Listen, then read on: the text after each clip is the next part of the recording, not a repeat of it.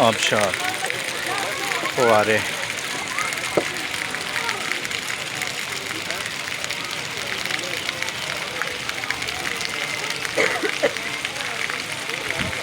Shalimar garden के फव्वारे।